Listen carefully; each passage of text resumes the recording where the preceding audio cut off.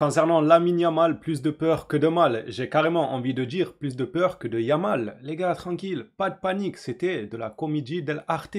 Oh, ça va, la vidéo qu'on a vue là de Yamal sortir en boitant. C'est vrai qu'en premier lieu, j'ai eu peur. Je me suis dit, ah bah voilà, fallait que ça arrive. On fait que parler des trêves internationales, on fait que parler de l'enchaînement des matchs des joueurs professionnels. Il fallait que ça tombe sur Lamine Yamal avant un enchaînement de Séville, Bayern, Real Madrid. Il fallait qu'à ce moment-là, on perde l'un de nos meilleurs éléments sur le terrain. Après, je me suis dit, tiens, ça ressemble un peu à de la comédie dell'arte. En gros, c'est un acteur. Voilà, je me suis dit, on dirait un acteur à qui on a dit, vas-y, boite un peu. Fais semblant de boiter, comme ça, t'esquives le deuxième match, tu rentres à Barcelone plus tôt, tu te reposes. L'envoyer avec la sélection, c'est pas la meilleure des idées, même si c'est le règlement, c'est comme ça, il est obligé d'aller représenter les couleurs de son pays, et je me suis déjà expliqué sur ça, le fait que le sélectionneur n'a pas à se priver de ses meilleurs éléments pour le club, les gars. Il faut que la FIFA agisse vis-à-vis de cet enchaînement de matchs-là et ne pas rejeter la faute sur un coach, un tel, parce qu'il fait jouer. Oui, et du coup, tu vas l'empêcher de travailler. Enfin, je comprends pas, les gars. Vous voulez empêcher un coach de la section de travailler? Non, non, s'il te plaît, ne touche pas à Pedri, ne touche pas à lui.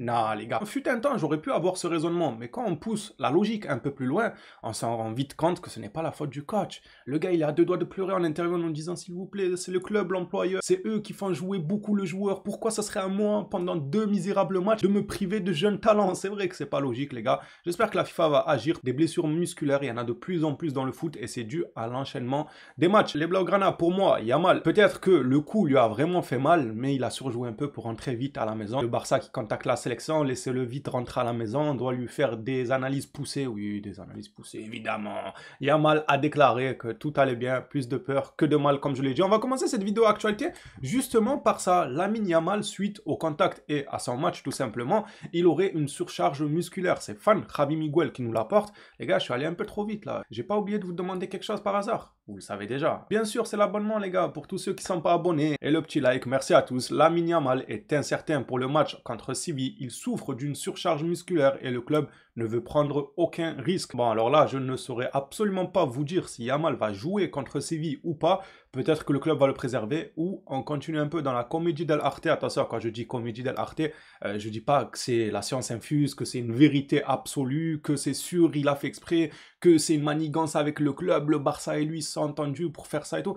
Non, non, non, les gars, je dis pas ça. Mais c'est possible. C'est clairement possible que le club lui ait dit, ou flic directement, lui ait dit, c'est bon, t'as fait un match, c'est bien joué, vas-y, à la fin du match, fais semblant de boiter, dis que t'as pris un coup, re-rentre rapidement au club, comme ça tu te reposes pour les 3 échéances qui arrivent. C'est clairement possible, mais je ne dis pas que c'est la vérité. Attention, hein, je veux pas avoir le coach de la Fuente là de l'Espagne qui vient toquer chez moi. Il me dit d'où tu tiens ces informations, comment tu sais que c'est un complot. Tranquille de la Fuente, tu vas pouvoir continuer à utiliser tes jeunes talents, laisse-moi tranquille. Non, en vrai les gars, peut-être que le joueur va rater quelques minutes contre Séville ou rentrer en fin de match, ce n'est pas sûr parce que le joueur estime qu'il va bien. Regardez ce que Yamal a déclaré dès qu'il a posé un pied à Barcelone, c'est-à-dire il y a à peine quelques heures. C'est tout frais les gars, c'est comme du pain chaud. L'information elle est encore toute chaude. Yamal a déclaré, je me sens mieux maintenant, il est temps de récupérer. Mais oui, il se sent mieux maintenant. Mais oui, en 4 heures, évidemment qu'il se sent mieux. En vrai, tant mieux que ce soit un complot ou pas, en soi, on s'en fout. Tant que le joueur est rentré à Barcelone et que de lui-même, il déclare qu'il se sent mieux. Maintenant, reste à voir, comme je l'ai dit dans le communiqué précédent, si le club va réellement le préserver contre Séville ou absolument pas. Et là, ça voudra dire que le complot aura un peu plus de chances qu'il ait existé. Je dis ça, je dis rien. Quand on dit qu'il faut préserver Lamine Yamal, on ne parle pas uniquement que de la surcharge musculaire, que des minutes effectuées, évidemment. En premier lieu, c'est ça, pour beaucoup en tout cas, c'est ça. Mais il y a tout ce qu'on appelle le backstage, les gars. Vous savez, derrière la scène, quand on tourne un film, il y a toujours ce qui se passe derrière la scène. Et ben là, c'est pareil. Yamal, on dit toujours qu'il enchaîne beaucoup de minutes et tout, mais il faut surtout le protéger aussi des coups bas, des jaloux. Oui, on dirait que je suis dans un clip de rap ou un post Instagram où le gars il croit qu'il y a toute la terre qui est jaloux de lui, il est jaloux, vous êtes derrière moi et tout. Bref, on va pas s'éparpiller, mais les coups bas des jaloux existent bel et bien. Regardez, c'est lunaire la déclaration du joueur adverse hier. Il a clairement admis, il a avoué le gars, il est passé aux aveux. Il a donc déclaré après le match que les tacles sur Lamine Yamal étaient intentionnels. Donc il avait l'intention de tacler, probablement pour faire mal, car quand on tacle, en général ça dépend aussi le dosage du tacle, mais il admet que c'était intentionnel. Il voulait charcler Lamine Yamal, il voulait le tacler, il voulait lui rentrer dedans. D'un côté, quand tu fais face à ce genre d'attaquant, je vous ai déjà par le passé expliquer que tu es obligé de marquer ton territoire. Tu es obligé de lui montrer que tu ne vas pas jouer sereinement. Arrête de croire que tu vas faire un contrôle de balle et faire 10 mètres. Je vais te rentrer dedans. Donc fais attention. Déjà, tu mets un petit doute dans la tête de l'attaquant parce que tu sais qu'il est excellent footballistiquement parlant. Donc tu vas essayer un peu de baisser cette excellence-là footballistique par le moral, en lui plombant le moral. Après, le joueur va jouer avec la peur. Il va se dire, je vais prendre un gros coup, je vais rater des mois de compétition, peut-être que je vais y rester, ça va être une blessure irréversible. Il y a tout ça qui rentre en jeu et quand on demande à ce que Yamal soit préservé, c'est aussi des coups bas, les gars. Quand on gagne 3, 4-0 et tout, je veux bien que le joueur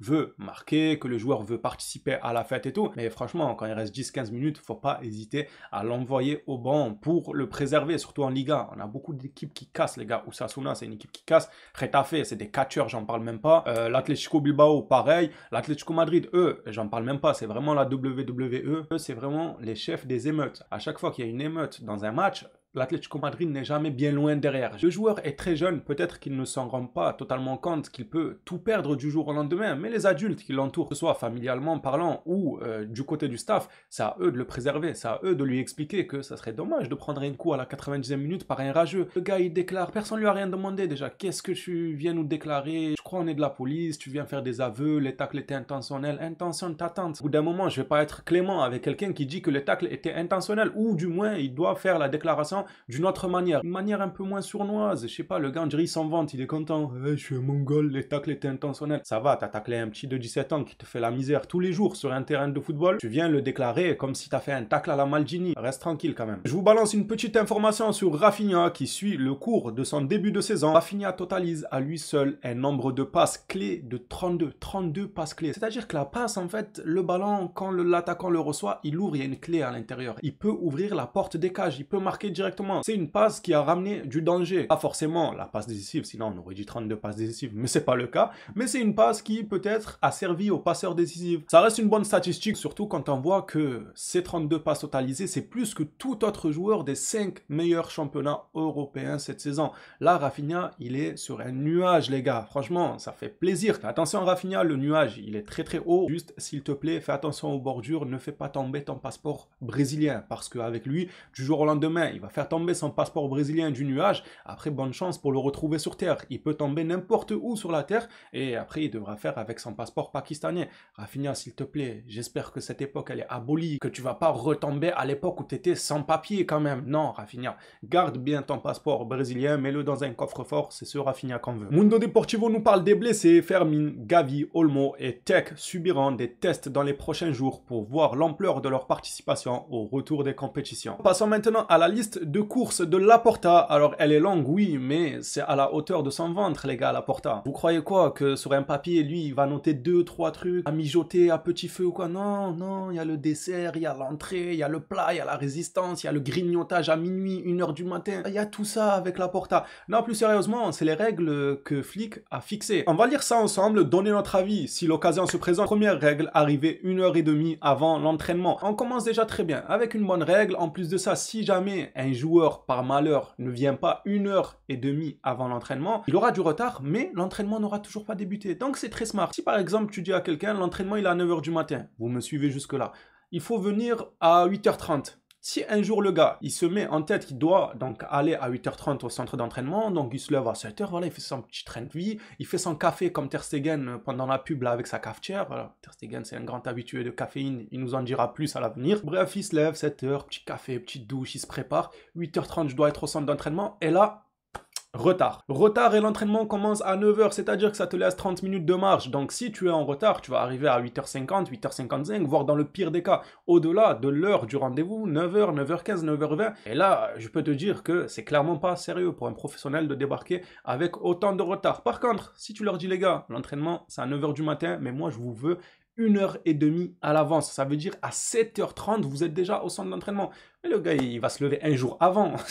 Il va même pas dormir, le gars. Il va se lever à 5h du matin, se préparer et tout. Et combien même, vu qu'il sait qu'il doit être au centre d'entraînement à 7h30, combien même il arrive en retard, eh bien, il arrive à 8h. Bon, on va lui faire un rappel à l'ordre comme quoi il arrive en retard. Par contre, c'est pas dramatique parce que l'entraînement ne commence que dans 1h. Vous comprenez ou pas? Moi, j'aime beaucoup. Je me suis attardé sur cette règle-là, mais moi, j'aime beaucoup la psychologie qui s'en dégage. Passons à la deuxième. Mesurer le poids de Laporta et ce, tous les jours. Ah, c'est bon les gars, c'est bon. Calmez-vous, on va laisser Laporta tranquille. Mesurez les poids tous les jours avant l'entraînement. La restauration est obligatoire sous la surveillance d'un surveillant pénitentiaire, c'est-à-dire Roméo. Oui, il y en a qui pensent qu'il est retourné dans son ancien club. Non, c'est faux les gars. Ils ont essayé d'étouffer l'affaire. Les médias ont fait un travail entre eux pour étouffer l'affaire, faire passer ça pour un transfert. Mais la vérité, c'est que Edouard Roméo, à l'heure actuelle, il est surveillant pénitentiaire. C'est un surveillant. Il avait une tête de CRS, les gars, je suis désolé. Il avait une tête de surveillant, Roméo. Eh ben, c'est lui qui surveille à la cantine la nutrition des joueurs et si Laporta, il vole pas un ou deux desserts qui appartenaient à Pedri. Parce que vu comment Pedri il est maigre, ça se demandait si Laporta il lui pique pas ses desserts à la cantine. Franchement, la troisième règle, j'aime bien. Logique, la restauration, les gars, on doit superviser ça. Si le gars maintenant, il s'envoie des paquets de chips tous les 4 matins, ouais, faut se remettre en question au bout d'un moment. T'es professionnel, il y a une hygiène de vie qu'on attend de toi. Passons à la quatrième règle, ça fait beaucoup, je suis déjà fatigué les gars. Une séance de remise à niveau le matin du match. Bon, celle-là, classique, mais la suivante, elle est pas mal. Si l'équipe joue à l'extérieur et que le trajet en avion dure plus d'1h30, dormir dans la ville où le match s'est joué afin de se reposer. Je pense que beaucoup de clubs le font, mais c'est très smart. C'est très très smart. Tu vas un jour avant, comme ça tu dors, le lendemain t'es reposé, tu te lèves d'une longue et bonne nuit. T'es pas dans le même mood que si tu devais aller à ton match, le jour même tu fais 1h30 de trajet. Franchement, ça c'est une règle que je valide. Après, je pense que ce n'est pas propre à Flick. Beaucoup de clubs doivent procéder ainsi. En tout cas, je l'espère parce que la technique, elle est très très bien. Au suivant maintenant, exercice long et intense utilisant les dernières technologies. Ça veut dire quoi ça? Ça veut dire qu'il s'entraîne avec le chat GPT. Comment ça l'exercice il est long et intense utilisant les dernières technologies? Attendez, mais Ferran Torres, ça veut dire il peut demander à chat GPT comment mieux jouer, non? Comment marquer des buts? Même chat GPT, je suis mort, chat GPT, il sait pas les gars, il bug. Quand Ferran Torres lui demande comment marquer des buts, du frérot, je te mens pas, je sais pas. Un autre joueur, peut-être je lui aurais donné des conseils, mais toi, même moi en tant que robot, je n'ai absolument pas de solution à tes soucis. Il n'y a pas de système spécifique de punition et de récompense. Flick estime que ces joueurs sont des professionnels, il n'est donc pas logique de préciser ces choses. Ça, c'est une super bonne chose aussi. Moins de vacances, ça, c'est très bien. Le capitalisme, on t'a dit, le gars qui se transforme en politicien. Non, en vrai, faut beaucoup bosser pour arriver à ses fins, donc compréhensible qu'il y ait moins de vacances. Relation professionnelle avec les joueurs, c'est-à-dire entretenir une excellente relation avec tous ces joueurs basée sur le respect et l'engagement. Les portes de son bureau sont ouvertes à tous. Ah bon, je peux y aller moi? Je peux aller au bureau de Flick, on nous dit que c'est ouvert à tous les gars. Mais cela ne veut pas dire qu'il encourage les camaraderies ou le favoritisme. Je pense que quand il parle de camaraderie, là, il vise Ferran Torres. Parce que, aux dernières nouvelles, selon Juanito, Ferran Torres n'arrête pas d'aller dans le bureau de Flick pour lui demander est-ce que cette phrase-là, elle claque pour mon futur post Instagram. Et Flick, il en a marre. Il lui dit s'il te plaît, sois performant sur le terrain. Je m'en fous de tes phrases Instagram, là. Ils ont essayé de m'abattre, mais pour m'abattre, il faudra passer par le tigre qui en... Enfin non, pardonnez-moi, le requin. Le requin, le tigre, c'est l'autre. Le tigre, comment il s'appelle? Roquet, c'est Roquet le tigre, les gars. Quand j'y pense, j'ai cru vraiment que le Barça avait recruté un tigre. J'ai été naïf. J'ai été naïf parce que quand je l'ai vu, je me suis dit, en fait, c'est un chat. Fallait nous le vendre, c'est mignon. Un chat, c'est mignon, les gars. Fallait nous dire, on va recruter un chat. Tout le monde aurait eu le cœur léger. On serait dit, ah, un petit chaton. Mais là, on nous a dit un tigre. Moi, j'ai cru, je sais pas, il allait rugir sur les supporters adverses dès qu'il met un but et tout. Il va devant le camp des loges, il commence à rugir. C'était un chaton. C'était un petit chaton, il était nourri, logé. Il faisait pas grand chose, Victor Roquet. Bon, on verra lui comment sa carrière évolue. J'ai pas envie de le faire dès maintenant. Revenons au requin et à ses fameuses phrases. D'ailleurs, en parlant de requin, récemment, hier, je voulais pas partager, mais hier, Araujo a dit qu'il reviendra comme un taureau. Écoutez, on va faire très très simple. Avec le temps, le Camp Nou a changé de nom avec les sponsors, tout ça, l'argent, vous connaissez. Le Spotify Camp Nou. Pourquoi tout simplement pas changer le nom du Barça? En vrai, il faut évoluer les gars, on avance. On n'est pas en train de reculer. Donc un nouveau nom pour le club ne serait pas abusé. Au lieu de s'appeler FC Barcelone, non, on s'appelle Maxizou. Les gars, comme le magasin qui vend les produits pour les animaux. Moi, je connais très bien les gars. Vous savez très bien, j'ai un chien, donc je connais très bien Maxizou. J'aime bien le nom. Je trouve ça stylé, ça claque les gars. Il y a un taureau, il y a un requin, il y a un lion, il y a des oiseaux, il y a des buffles. Le buffle, il est parti. C'est comment ça? C'est Roméo, les gars. Lui, il est parti. Sérieux, les gars, vous voulez qu'on change le nom du club? On s'en fout. Tu vas revenir comme un taureau. Fallait revenir contre Osasuna alors. Parce que le taureau, il aime pas la couleur rouge. T'aurais foncé dans les joueurs d'Osasuna, on n'aurait pas dit non. Maintenant qu'Osasuna est passé, reviens comme un agneau, tout gentil, s'il te plaît. Ne fais pas de fautes inutiles, de cartons rouges pris inutilement, etc.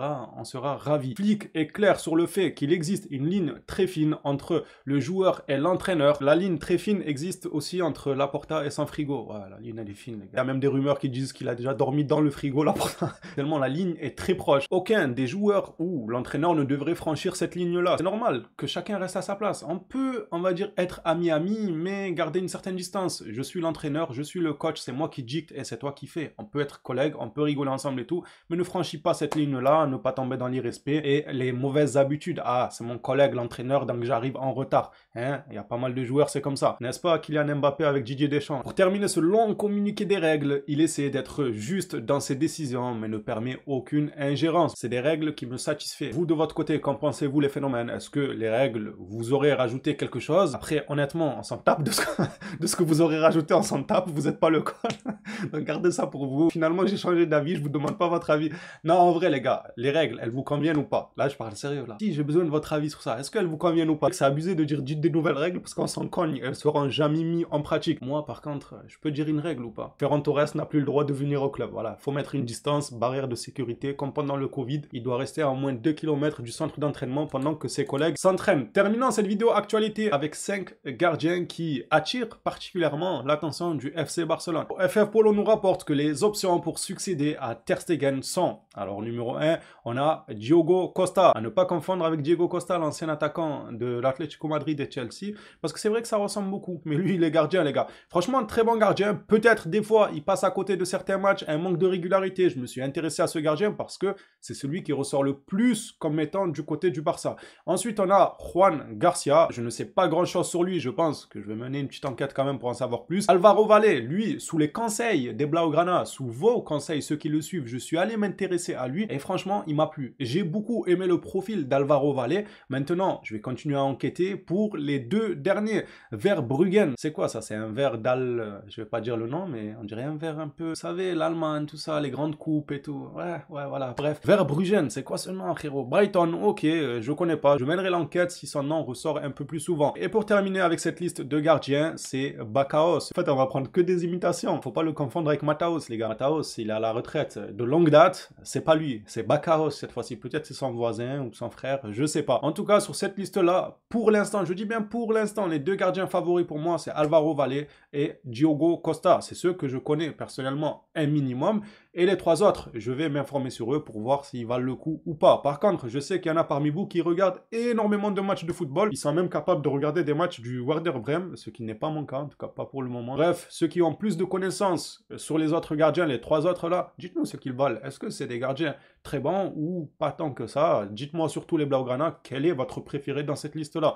Moi, je pense que je prendrai la liste comme elle est, c'est-à-dire en première position, c'est Diogo Costa pour moi que je mettrai au Barça. Et voilà les phénomènes, on arrive à bout de cette vidéo actualité. Merci à tous ceux qui soutiennent la chaîne. On s'attrape comme d'habitude à la prochaine vidéo sur le Barça. D'ici là, prenez soin de vous les Blaugrana.